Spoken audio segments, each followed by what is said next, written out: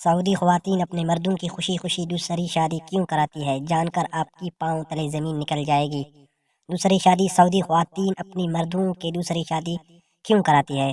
ہمارے کلچر میں عورت تو کیا، مرد کی دوسری شادی کو بھی معیوب سمجھا جاتا ہے، جبکہ سعودی عرب کے کچھ علاقوں کا کلچر اس کے برعکس ہے۔ سعودی عرب کے صوبے الاحسا کے دیہات اس لحاظ سے انتہائی منفرد ہے۔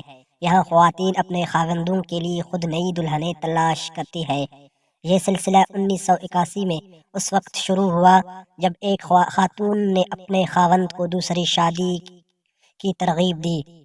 یہ خاتون اپنے خاوند کی نئی دلہن تلاش میں خود نکلی اور بالآخر اس کے لیے ایک نوعمر لڑکی دلہن کا انتظام کر ہی لیا۔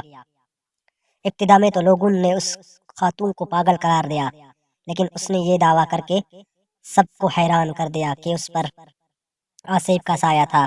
جب اس نے اپنے خاوند کی دوسری شادی کروائی تو آصیب جاتا رہا۔ اس واقعہ کے بعد ایک اور اہم واقعہ پیش آیا۔ معصومی محمد نامی خاتون کی شادی کو 16 سال گزرنے کے باوجود اس کے ہاں اولاد نہیں تھی۔ اس نے بھی اپنے خاوند کی دوسری شادی کروا دی اور اس کے کچھ عرصے بعد وہ خود بھی اولاد کی نعمت سے مالا مال ہو گئی۔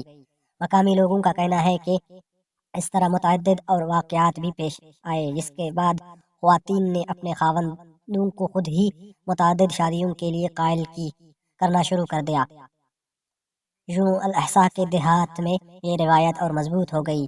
اس کلچر سے گھریلو زندگی اطمینان بخش ہو گئی۔ ریاست مدھیہ پردیش ہی میں ایک گونڈ قبیلہ ہے جہاں کسی بھی خاتون کو بیوہ نہیں رہنے دیا جاتا۔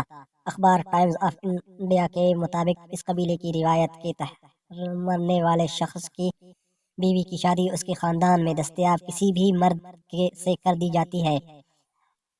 اگر مرنے والے کا بھائی یا کزن وغیرہ دستیاب ہو تو اس سے شادی ہو جاتی ہے، ورنہ خاندان کے کسی بچے سے شادی کر دی جاتی ہے۔